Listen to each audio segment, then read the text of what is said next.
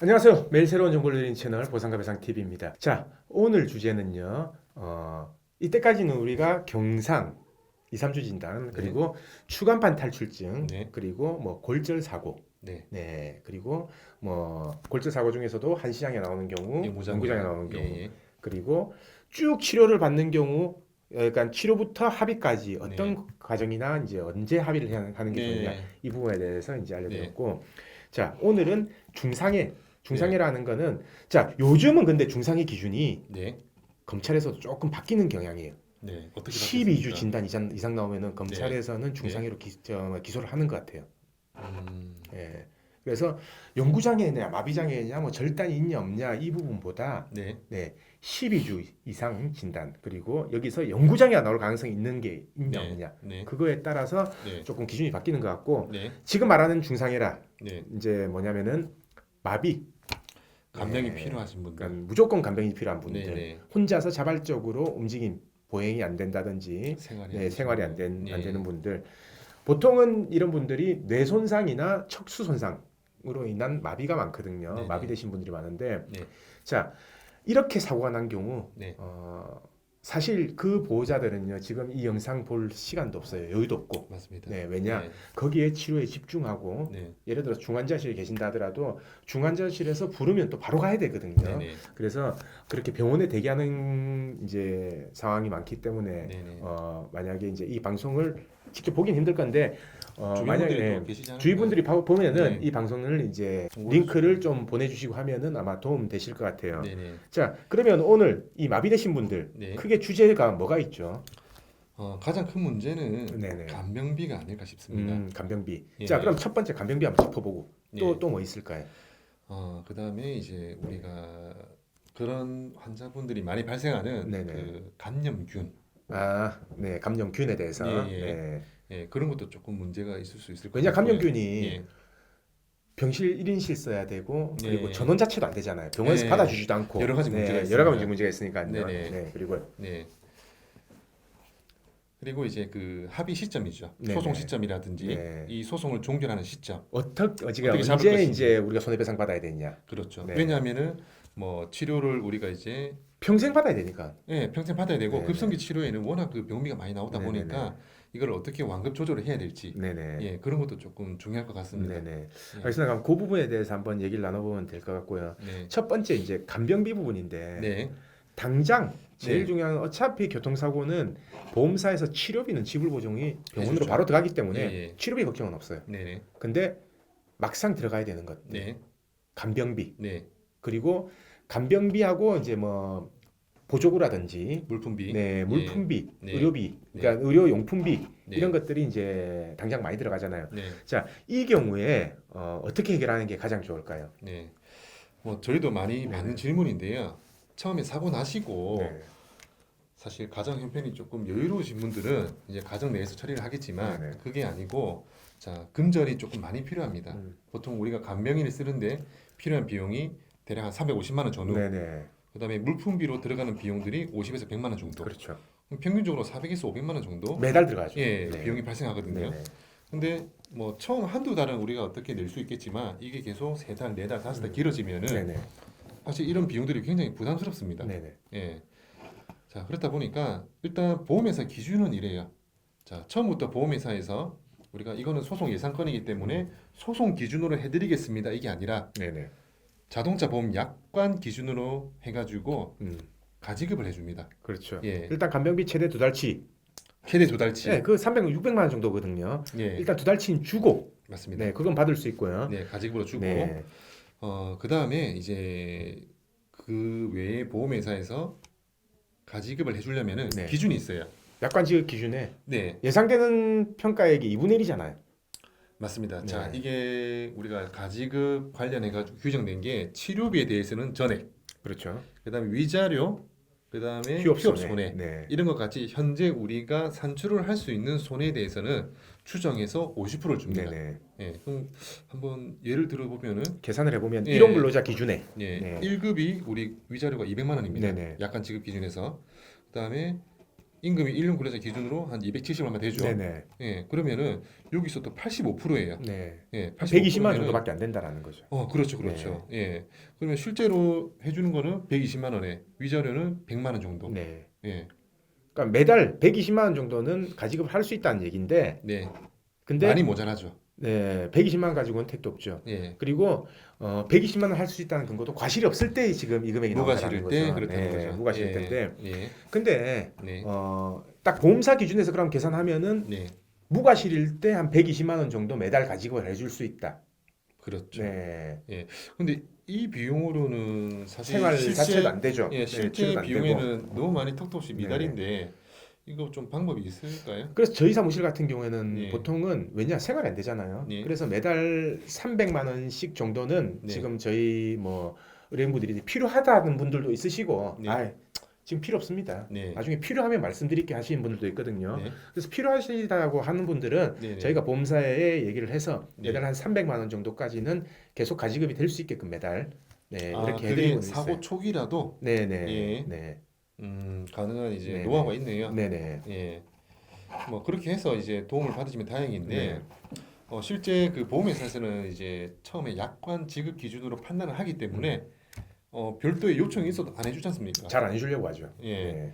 네. 이게 좀 굉장히 문제가 될 수 있을 것 같아요. 그래서 전문가- 이런 부분의 도움도 이제 전문가의 도움이 있어야지 네. 또 가능할 수 있는 부분이 있는 것 같아요. 네네. 네네. 그게 아니라면은 이제 형사합의로 조금 금액을 좀 충당을 하든지. 예. 네. 왜냐 요즘 중상해 같은 경우에 네. 형사합의가 보험 가해자가 운전자 보험을 최근에 가입한 보험은 1억까지 가입이 돼 있잖아요. 네네. 그러면은 초기에 1억이라는 형사합의금을 네, 받을 수도 있다라는 얘기예요. 네네. 그러면 그 형사합의금을 받았다라고 하면은 네. 그 형사합의금으로 이제 어느 정도 간병비를 버틸 수 있는 네네. 시간이 있다라는 거죠. 네네. 일정 기간까지는 문제 없이 갈 수 있겠네요. 그렇죠. 네. 예. 근데 아직도 운전자 보험 뭐 예전 거 3천만 원, 네. 더 옛날 거 1천만 원 가입되면 1천만 원, 제가 2천만 원짜리도 봤거든요. 있죠. 네. 예. 환자분은 굉장히 안 좋으신데 네네. 2005년인가 2004년에 가입해가지고 운전자 보험에서 지급되는 금액이 1천만 원밖에 안 되더라고요. 네네네. 그래서 조금 이게 보험료도 얼마 안 할 텐데 좀 많이 좀 바꾸시면 더 좋겠네요. 운전자 보험은 저는 예, 영상은 운전자 보험 영상도 따로 이제 말씀을 드렸는데 예, 이거는 피해자를 위해서 바꾸는 게 아니라 네. 본인을 위해서 바꾸는 거예요. 요새 예전에는 예를 들어 사망 사고가 3천만 원 가지고 형사합의가 됐었거든요. 그렇죠. 요새는 3천만 원 형사합의 안 됩니다. 안 되죠. 네, 안 돼요. 예, 네. 그러니까 예를 들어 12대 중과실 위반 사고에서 사망을 했다 피해자가. 네. 그러니까 12대 중과실 위반 차량이 12대 중과실 위반을 했다는 거는 뭐 신호 위반을 했다든지 뭐 네네. 이런 식으로 해서 사람이 사망을 했다라고 하면은 합의가 안 되면은 실형 나오잖아요. 네네. 네. 근데 3천만 원짜리 든 사람하고 네. 1억짜리 가입한 사람하고는 완전히 달라요. 네네. 네. 1억짜리 가입한 사람은 네, 웬만하면 1억으로 합의가 됩니다. 그렇죠. 근데 3천만 원짜리는 자기가 돈을 내든지 합의가 안 될 가능성이 있어요. 아, 그래서 맞습니다. 예. 요즘 만약에 예전에 3천만 원짜리 가입돼 있다라고 하시는 분들은 전부 다 1억짜리로 얼마 비싸지도 않아요. 보험료가 굉장히 저렴하죠. 네, 엄청 예. 저렴한. 오히려 지금이 더 저렴할 수도 있어요. 네, 그래서 웬만하면은 전부 다 갱신을 하시든지 아니면은 예전 거를 보험을 해지시키고 네, 지금 다시 가입하시든지 하시는 게 네, 현명한 방법일 것 같고 네네. 네. 그리고 아까 두 번째 내용이 어떤 네. 내용이었죠? 우리가 이제 그 큰 수술을 받으시고 네. 예, 항생제나 네. 또는 수술로 인해서 이제 굉장히 그 면역력이 떨어진 상태에서 네네. 쉽게 감염되는 그 병원균이 있습니다. 예, 크게 이제 우리가 VRE균하고 네네. CRE균이 있는데 자, 이 균이 문제가 뭐냐면은 전염이죠. 전파가 됩니다. 네. 예, 전염이 되다 보니까 병원에서 우리가 대학병원에서 수술을 하고 네. 그 다음 병원으로 재활병원으로 가려고 하는데 병원에서 거부를 합니다. 전염이 있기 때문에. 네네. 특히나 이제 일반인 같이 면역력이 이제 건강한 사람들은 이게 전염이 잘 안 되는데 네. 환자분들끼리 전염이 좀 잘 된다고 해요. 자, 이런 경우에는 보통 병원에서 이제 그 환자분을 갖다가 받아주지 않기 때문에 굉장히 애로사항이 많습니다. 네네. 예, 그래서 저희는 이제 실무적으로 어떻게 하냐면은 일단 가족분이 움직일 수 있는 범위를 정해요. 네. 이 범위를 정하고 여기서 가까운 병원, 네. 조금 멀지만 더 가까운 병원, 그 다음에 본인이 갈 수 있는 병원을 이제 정해가지고 가까운 데부터 전화를 해봅니다. 네. 우리가 지금 이러이러한 상태고 VR이나 CR이 균이 있다. 받아줄 수 있냐? 네네. 그러면 병원에서 받아주는 경우가 비슷한 균에 감염된 환자끼리 모아놓은 방이 있어요. 네네. 예, 그런 병실이 있거나 음. 아니면은 1인실, 격리실이죠. 네네. 예, 그런 경우에는 그 병원에서 받아줘요. 베드가 있는 경우에 이제 받아준다는 예, 거죠. 그러면 예, 예. 미리 이제 확인을 다 해보셔야 된다. 그렇죠. 네. 그래서 집에서 가까운 곳부터 전화를 다 돌려봐야 됩니다. 네네네. 그렇게 해서 이제 전원을 조금 해결을 해야 될 것 같고요. 네. 뭐 다행히 이제 이게 감염법 관련해 가지고 좀 사례를 찾아보니까 네네. 이제 그런 경우에는 보험 처리가 된다고 합니다. 네네네. 예, 그래서 그런 문제는 조금 이제 부담을 좀 더 줄 수 있는 방법일 것 같고요. 네네. 자, 그래서 이런 이제 VR이나 네. CR이 균이 있는 경우에는 미리 전원하고 싶은 병원에다가 전화를 해서 허락을 구하고 가능하다는 답변을 듣고 전원을 하시면 됩니다. 네네. 예. 그리고 이제 우리 세 번째 주제였죠. 네네. 이게 정말 중요한 문제인데 지금 사고가 나고 네. 우리가 어느 시점까지는 급성기 치료를 받지 않습니까? 치료비가 엄청 많이 나오죠. 예, 네. 재활 치료 프로그램이 많다 보니까 네네. 병원비가 뭐 800에서 1000만 원 이렇게 나오는데 네네. 과연 이제 우리가 평생의 개요를 요하고 치료를 받아야 되는 환자분들은 언제 소송을 하고 네. 언제 그 소송 마무리까지 그 시점을 어떻게 잡는 게 좋을까요? 저는 이제 저희 그 개호 사건이나 이런 부분을 전부 다 상담할 때 네, 항상 하는 말이 있어요. 뭐냐면은 사고가 났잖아요. 네. 사고 난 거는 되돌이킬 수는 없어요. 네네, 없으면 보상은 최대한 많이 받되 회복은 되는 게 가장 좋은 방법이에요. 네네, 네. 보상은 최대한 많이 받고 몸은 회복되고 네네, 그러면은 그게 과연 이제 언제 네, 그렇게 될 수 있냐라는 네. 게 이제 사실 그래요. 치료를 오래 받아요. 네, 그래서 회복이 됐어요. 네. 그러면 반대로 보상은 적어질 거고 네, 예를 들어 치료를 보상을 받고 나서 난 이 돈 내 돈으로 치료를 받겠다라고 했는데 치료비가 더 많이 나가요. 네네, 그러면 더 손해를 볼 거고 네, 그러면 적당한 시점이 언제냐? 딱 판결을 받는 시점에서 치료비가 급격하게 줄어드는 시점. 예, 예, 예. 네, 그래서 판결금을 받을 수 있는 시점에서 치료비가 가장 급격하게 줄어드는 시점이 언제냐면은 딱 퇴원 시점입니다. 네네, 그러니까 퇴원해서 집에서 네, 네, 우리가 간병인을 쓰던가 네. 아니면 집에서 요양을 하든지 아니면 집에서 이제 통원 치료를 할 수 있는 시점에 딱 판결금이 들어오는 게 네, 가장 이상적인 방법이거든요. 네네. 그럼 그 시기가 과연 언제냐? 네, 네.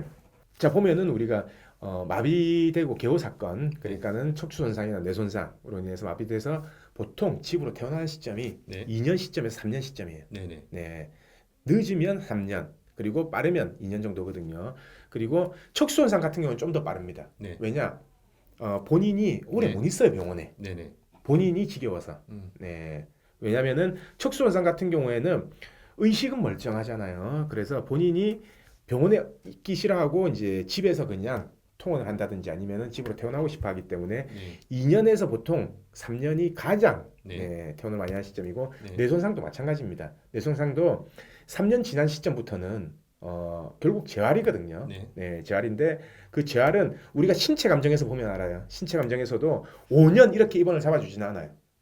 보통은 발병일로부터 한 3년까지를 입원으로 잡거든요. 그렇다면은 결국은 3년 시점에는 퇴원을 해야 된다라는 네, 거죠. 네, 그러면 결국은 3년 시점에 판결을 받아야 된다라는 거거든요. 네, 그러면은 판결을 받으려면 언제 소송을 진행해야 되냐? 우리가 개호사건 소송 진행하는 거 진짜 빨리 끝나도 1년 6개월은 걸려요.